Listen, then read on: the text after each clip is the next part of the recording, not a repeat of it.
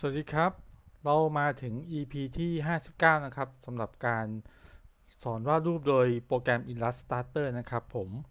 มา EP ที่59นี้เราจะมาลองทำตัวหนังสือแบบ Perspective ดูนะครับเป็นอย่างนี้นะครับอ่ะนี่ครับมันจะมีความลึกเข้าไปนะครับผมถ้าพร้อมแล้วเราไปเริ่มทำกันเลยครับผมเริ่มแรกนะครับเราก็พิมพ์ตัวหนังสือขึ้นมาก่อน อันนี้ผมพิมพ์ตั้งไว้แล้วนะครับผมใช้เครื่องมือ Type 2เนี่ยแหละครับพิมพ์ตัวหนังสือตั้งไว้เป็นคำว่า perspective นะครับผม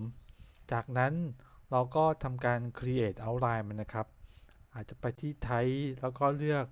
create outline นะครับผมหรือว่าจะกดปุ่ม Shift Ctrl O พร้อมกันก็จะเป็นการทำการ create outline ได้เหมือนกันนะครับ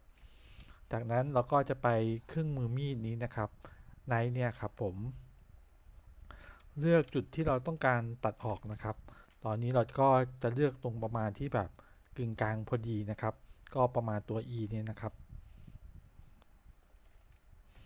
ทำการตัดออกเลยครับ ตอนนี้เราก็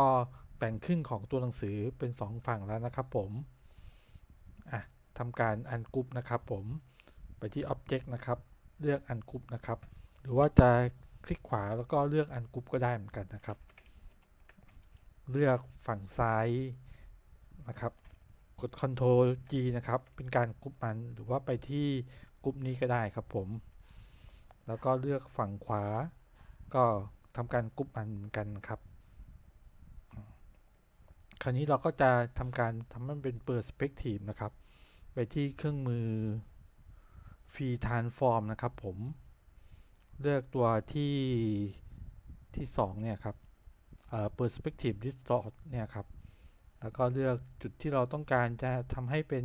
Perspective ขึ้นมานะครับก็เป็นตัวตรงกลางนะครับฝั่งต่อไปก็เป็นทางฝั่งขวาครับก็ทำเช่นเดียวกันครับ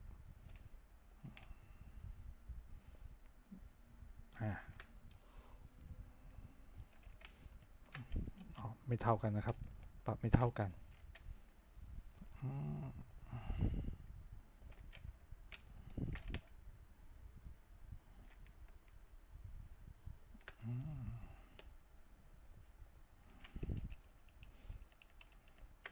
อันนี้ลองให้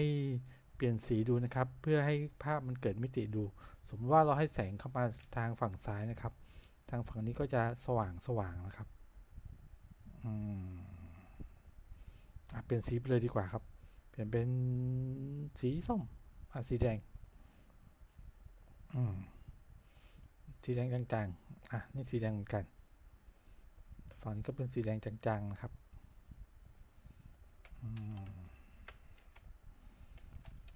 เท่านี้ก็จะได้เป็นตัวหนังสือ Perspective ขึ้นมาแล้วครับผม